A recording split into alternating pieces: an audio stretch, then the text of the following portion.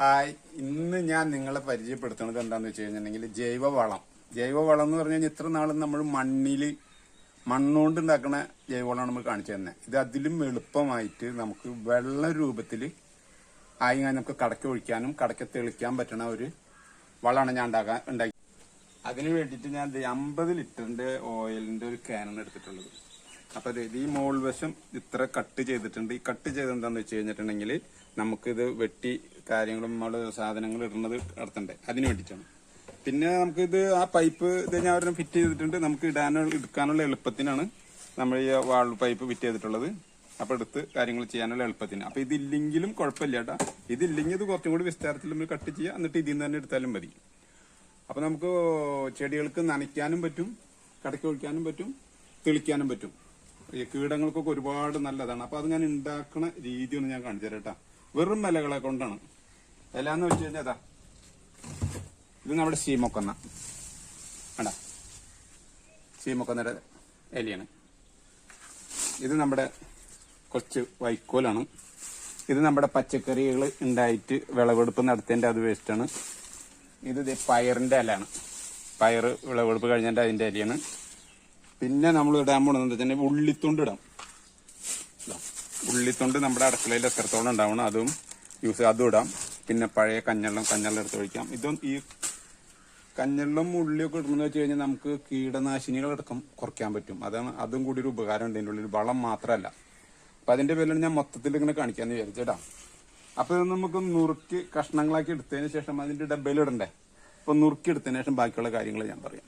അപ്പൊ നുറുക്കാം നമുക്ക് ശരി. അപ്പൊ നമ്മുടെ ഇതൊക്കെ വെട്ടി കഴിഞ്ഞിട്ടുണ്ട്. എല്ലാ സാധനങ്ങളും വെട്ടിയാണെങ്കിൽ നമുക്ക് ഇതിന്റെ അകത്തിയാക്കണം. പിന്നെ ഞാനൊരു കാര്യം പറഞ്ഞു, ഇങ്ങനത്തെ തണ്ടാണ് കണ്ടല്ല, ഈ തണ്ടൊക്കെ വെട്ടിരാട്ടാ. മൂത്ത തണ്ടുകളാണെങ്കിൽ മാത്രം ഉണ്ടാകും. ഈ ജാതി തണ്ടുകൾ ഇടണ്ട. ഈ ഇളം ചെനപ്പുള്ള ഇതുകളൊക്കെ ഒടിഞ്ഞു കഴിഞ്ഞാൽ പോണതാണ്. ഇതൊക്കെ ഇടുന്നോണ്ട് കുഴപ്പമില്ല കേട്ടാ. അപ്പൊ അതേ വെട്ടിയിട്ടുണ്ട്. എല്ലാം വെട്ടി കഴിഞ്ഞ് നമുക്ക് നുറുക്കാക്കി ഇതിന്റെ ഉള്ളിലിട്ട് അടച്ച് അവിടെ വെക്കാം. നമുക്കത് വാരിയിടാം കേട്ടാ. ഇതാ ഇതിന്റെ ഉള്ളിലേക്ക് ഇടാം.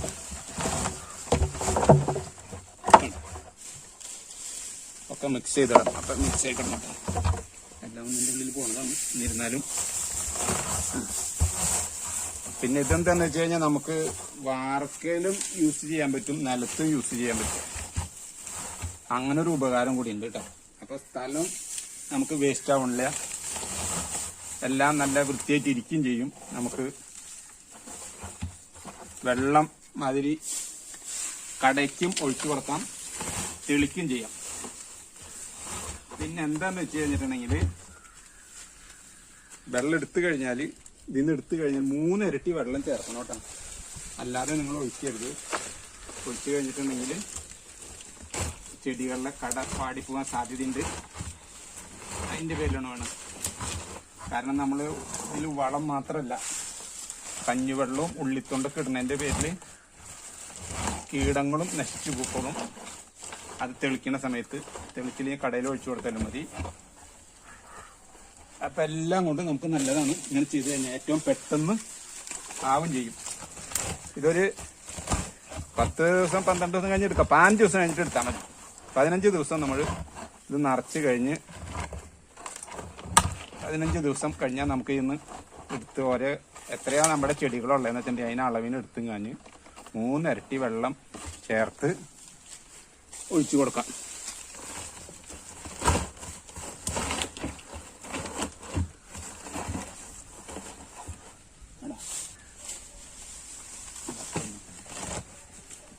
കൊന്നത്തണ്ടും പയറിലാന്ന് വെച്ചാൽ ഏറ്റവും വളം കൂടി ഇതാണല്ലോ. അപ്പൊ ആ വളത്തിന്റെ ചാണം ഉപയോഗിക്കുന്നതിന് തുല്യമായിട്ട് നമുക്ക് ഇതിന്റെ കടയ്ക്ക് ഒഴിച്ചു കൊടുക്കാൻ വേണ്ടിയിട്ടാണ്. ചാണത്തിന് പകരമായിട്ട്. അതായത് മാടുകൾ തിന്നണ എല്ലാ സാധനങ്ങളും ഇടാം. പഴത്തൊലി ഇടാം, ഉള്ളിത്തൊണ്ട് ഇടാം. നമ്മുടെ വീട്ടിലുള്ള എല്ലാ വക വേസ്റ്റുകളും, എല്ലാ വക അല്ല, മറ്റേ വേസ്റ്റ് ഡയലക്ട് വേസ്റ്റ് ആണ് കേട്ടാ ഉദ്ദേശിച്ചത്. പഴത്തിന്റെ മറ്റുള്ള വേസ്റ്റ് ഇടല്ലേ, അതൊക്കെ മണ്ണിൽ പൊക്കും.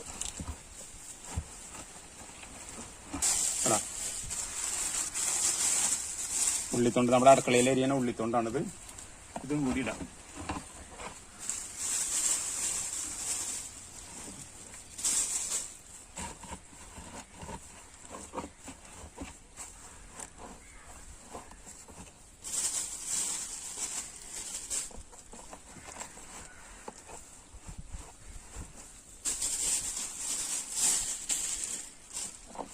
ഇതിപ്പോ നമ്മള് പൈപ്പാണ് ഉണ്ടാക്കിയിട്ടുണ്ട് കേട്ടോ. എല്ലാവരും പൈപ്പ് ഉണ്ടാക്കണമെന്നില്ല. ഇതാടാ പൈപ്പ് ഉണ്ടാക്കിയിട്ടുണ്ട്. നമുക്ക് അവിടെ സ്ഥലത്ത് ഒതുക്കി വെക്കാം.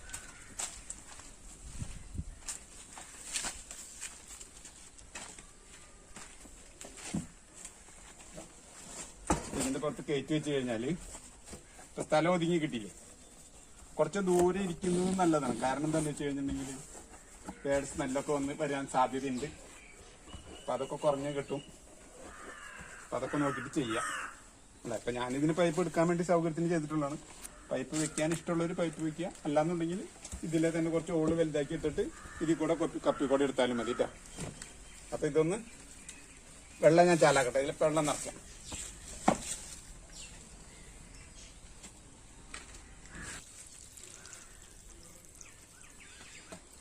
ഇങ്ങനെ നിറച്ചു കൊടുക്കാം.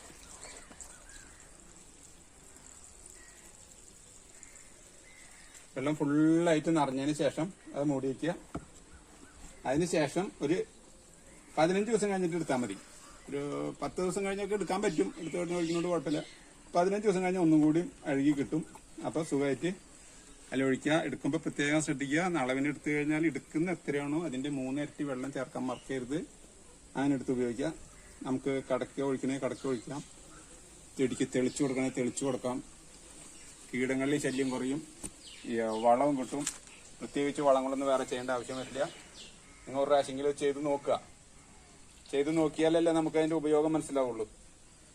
അപ്പൊ അതും കൂടി ഒന്ന് ശ്രദ്ധിച്ച് ചെയ്യുക. അപ്പൊ ഇത് ഇവിടെ പൈപ്പ് ഫിറ്റ് ചെയ്തില്ല. ഇതാടാ ഇതിലെ വെള്ളം വരും. എടാ ഇങ്ങനെ നമുക്ക് എടുക്കാൻ പറ്റും. അതിനാണ് ഞാൻ എന്റെ സൗകര്യത്തിന് ഞാൻ ചെയ്തിട്ടുള്ളത് കേട്ടാ. എടാ അങ്ങനെ എടുക്കാൻ പറ്റും. പിന്നെ നമ്മുടെ ചെറിയ പൈപ്പ് ഒരു കാരണവശാലും നമ്മളിവിടെ ഫിറ്റ് ചെയ്യരുത്. കാരണം ഇതിനത്തെ ഇത് വേസ്റ്റ് വന്നങ്ങാഞ്ഞ് ഓളടയാൻ ചാൻസ് ഉണ്ട്. നമുക്ക് കിട്ടില്ല. നമ്മൾ പിന്നെ എന്താ പറഞ്ഞിട്ട് കാര്യമില്ല. അപ്പൊ ഇങ്ങനത്തെ വെക്കുന്നുണ്ടെങ്കിൽ ഇങ്ങനത്തെ ഇത് വെക്കുക കേട്ടോ. വാൾ വെച്ചിട്ട് കഴിഞ്ഞിട്ടുണ്ടെങ്കിൽ നമുക്ക് എടുക്കാൻ പറ്റും. കുഴപ്പമില്ല. അപ്പൊ തടഞ്ഞാലും നമുക്കൊരു കമ്പ്യൂട്ടർ കഴിഞ്ഞിട്ടുണ്ടെങ്കിൽ ശരിയാവും.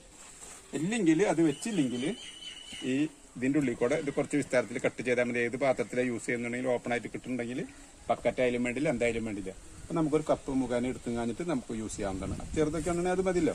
അപ്പൊ ഞാൻ എന്റെ സൗകര്യത്തിന് ഞാൻ ചെയ്തെന്ന് മാത്രമേ ഉള്ളൂ. അപ്പൊ നിങ്ങൾക്ക് എങ്ങനെയാ സൗകര്യം എന്ന് വെച്ചിട്ടുണ്ടെങ്കിൽ അതേമാതിരി എടുത്താൽ മതി കേട്ടോ. അതായിരിക്കും നല്ലത്. അപ്പൊ ഇതിൽ എടുത്തിട്ടുള്ള കാര്യങ്ങളൊക്കെ മനസ്സിലായില്ലേ.